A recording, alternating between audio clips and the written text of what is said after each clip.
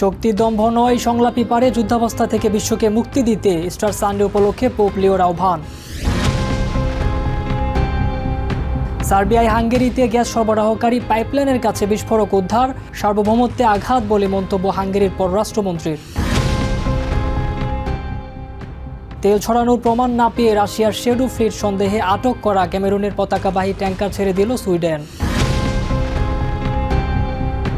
স্পেনের canary island থেকে 47 অভিবাসন প্রত্যাশী উদ্ধার। ইউরোপের হালনাগাদ ও বৈচিত্র্যময় খবরাখবর আপনাদের সামনে এক নজরে তুলে ধরছে আমি আব্দুল্লাহ মামুন।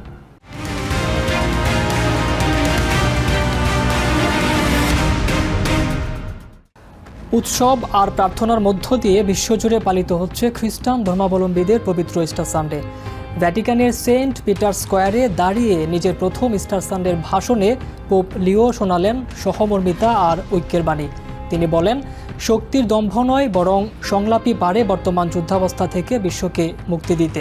অন্যদিকে রোমানিয়ার বুখারেস্টেও কয়েক হাজার মানুষের অংশগ্রহণে উদযাপিত হয়েছে পাম সানডে। সেন্ট পিটার্স বাসিলিকার ঘণ্টাধ্বনিতে মুখরিত ভ্যাটিকান সিটি। হাজার হাজার পুণ্যার্থীর উপস্থিতিতে বর্ণিল ফুলে সাজানো চত্বরে ইস্টার সানডের বিশেষ প্রার্থনায় অংশ নেন পোপ চতুর্দশ লিও। 2025 সালে দায়িত্ব নেওয়ার পর এটিই পোপ হিসেবে তার প্রথম ইস্টার। বর্তমান যুদ্ধবিধ্বস্ত পৃথিবীতে তার এই বিশেষ বার্তাটি ছিল অন্য যে কোনো সময়ের চেয়েও সরাসরি এবং কঠোর। যাদের হাতে অস্ত্র আছে তারা তা নামিয়ে রাখুন। যারা যুদ্ধ শুরু করার ক্ষমতা রাখেন তারা শান্তির পথ বেছে নিন। শক্তির জোরে চাপিয়ে দেওয়া শান্তি নয়, বরং সংলাপের মাধ্যমেই শান্তি আসুক। অন্যকে শাসন করার আকাঙ্ক্ষা নয়, বরং একে অপরের মুখোমুখি দাঁড়ানোর সাহস দেখান।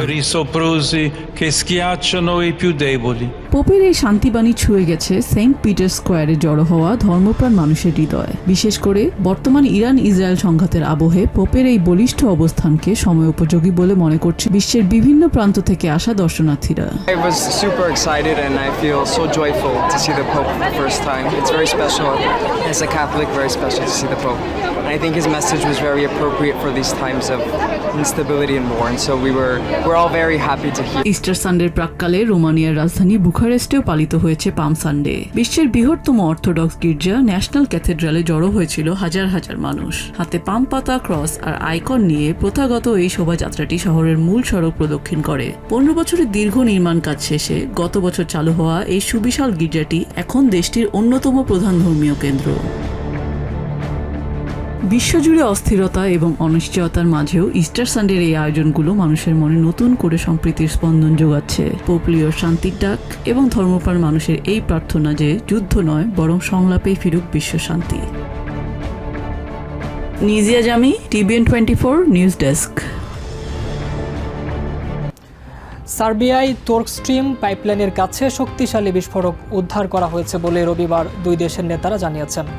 এই পাইপলাইনটি রাশিয়ার প্রাকৃতিক গ্যাস হাঙ্গেরি ও তার বাইরের অঞ্চলে সরবরাহ করে থাকে।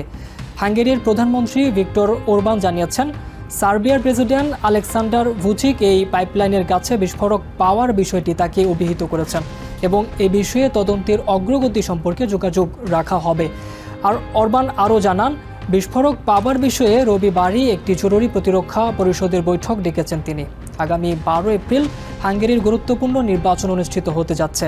তার মাত্র এক সপ্তাহ আগে এই ঘটনাটি ঘটল। এ বিষয়ে এক ভিডিও বার্তায় হাঙ্গেরির পররাষ্ট্রমন্ত্রী পিটার সিজার্টো বলেন, জ্বালানি নিরাপত্তার উপর হামলা মূলত দেশের সার্বভৌমত্বের বিরুদ্ধে হামলা ছাড়া আর কিছু নয়। গত বেশ কিছুদিন ধরেই ইউক্রেন আমাদের বিরুদ্ধে একটি তেল অবরোধ সংগঠিত করেছে। এরপর আমাদের উপর পূর্ণাঙ্গ জ্বালানি অবরোধ চাপানোর চেষ্টা করেছে। তারা রাশিয়ার ভেতরেও তুর্ক স্ট্রিম পাইপলাইনের ওপর ডজনখানেক ড্রোন হামলা চালিয়েছে। আজকের ঘটনায়ও দেখা যাচ্ছে সার্বিয়ার সহকর্মীরা এ পাইপলাইনের পাশে এমন বিস্ফোরক পেয়েছেন যা সেটিকে উড়িয়ে দেওয়ার জন্য যথেষ্ট সক্ষম। আমাদের জ্বালানি সরবরাহের নিরাপত্তার উপর হামলাকে আমাদের সার্বভৌমত্বের উপর হামলা ছাড়া অন্য কিছু হিসেবে ব্যাখ্যা করা যায় না। ইউরোপিয়ান ইউনিয়নের নিষেধাজ্ঞার আওতায় থাকা একটি ট্যাঙ্কার জাহাজকে ছেড়ে দিয়েছে সুইডিশ কর্তৃপক্ষ। বল্টিক সাগরে তেল ছড়ানোর সন্দেহে আটক করা হয়েছিল এই ট্যাঙ্কারটি। সুইডেনের কোস্ট গার্ড জানিয়েছে, ফ্লোরা 1 নামের ট্যাঙ্কারটি 12 কিলোমিটার দীর্ঘ তেল পথে ছড়ানোর ঘটনার জন্য দায়ী। এমন পর্যাপ্ত প্রমাণ তারা পায়নি। এর আগে গত বৃহস্পতিবার এই তেল দূষণের ঘটনা শনাক্ত করা হয়েছিল। তদন্তকারীরা নিশ্চিত করেছেন 24 জন ক্রু সহ জাহাজটি ক্যামেরুনের পতাকাবাহী হিসেবে চলছিল। ফ্লোর 1 জাহাজটিকে ইউরোপিয়ান ইউনিয়নের নিষেধাজ্ঞার তালিকায় রাখা হয়েছিল রাশিয়ার তেল বহন করার অভিযোগে এবং অনিয়মিত ও ঝুঁকিপূর্ণ শিপিং কার্যক্রম পরিচালনার কারণে। এই নিষেধাজ্ঞাগুলো মূলত তথাকথিত শ্যাডো ফ্লিটের বিরুদ্ধে নেওয়া হয়েছে, যা রাশিয়ার তেলের উপর গ্রুপ 7-এর আরোপিত মূল্যসীমা এড়ানোর উদ্দেশ্যে গড়ে উঠেছে। স্পেনের ক্যানারি আইল্যান্ড সংলগ্ন সমুদ্রসীমা থেকে 47 জন অভিবাসন প্রত্যাশীকে উদ্ধার করেছে দেশটির মেরিটাইম রেস্কিউ সার্ভিস। শনিবার গ্রান গ্যানারিয়া উপকূল থেকে প্রায় 27 মাইল দক্ষিণ পূর্বে একটি ডিঙি নৌকায় তাদের শনাক্ত করা হয়। উদ্ধার হওয়াদের মধ্যে 44 জন পুরুষ এবং 3 জন নারী রয়েছেন বলে নিশ্চিত করেছে আন্তর্জাতিক সহায়তা সংস্থা রেড ক্রস। রবিবার তাদের আরগুইনে গুইন বন্দরে নিয়ে যাওয়া হলে রেড ক্রসের মেডিকেল টিম প্রাথমিক চিকিৎসা ও জরুরি মানবিক সহায়তা প্রদান করে। উদ্ধারকৃতদের মধ্যে একজনের শারীরিক অবস্থা গুরুতর হওয়ায় তাকে চিকিৎসার জন্য তাৎক্ষণিকভাবে হাসপাতালে স্থানান্তর করা হয়েছে। উন্নত জীবনের আশায় সমুদ্রপথে ইউরোপে প্রবেশের চেষ্টাকালে এই অভিবাসন প্রত্যাশীরা প্রায়শই মানবেতর পরিস্থিতির মুখে পড়েন। বর্তমানে আরগুইনে গুইন বন্দরে উদ্ধারকৃতদের প্রাথমিক তথ্য সংগ্রহ এবং পরিচয় শনাক্তকরণে কাজ করছে স্প্যানিশ পুলিশ ও স্থানীয় অভিবাসন কর্তৃপক্ষ। গম বহনকারী একটি কার্গো জাহাজ আজ সাগরে ডুবে গেছে।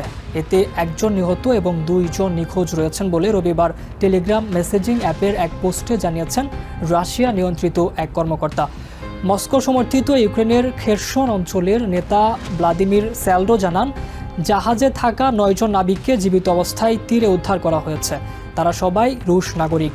তিনি আরও বলেন, ক্যাপ্টেনের এক সহকারী মারা গেছেন এবং 2 জন এখনও নিখোঁজ রয়েছেন। এ ঘটনায় তদন্ত চলছে বলেও জানান তিনি। মাদক পাচারের দায়ে দণ্ডিত ফ্রান্সের এক নাগরিককে 15 বছরেরও বেশি সময় ধরে মৃত্যুদণ্ডের আসামি হিসেবে রাখার পর তার মৃত্যুদণ্ড কার্যকর করেছে চায়না। এ ঘটনায় তীব্র নিন্দা জানিয়েছে ফ্রান্স।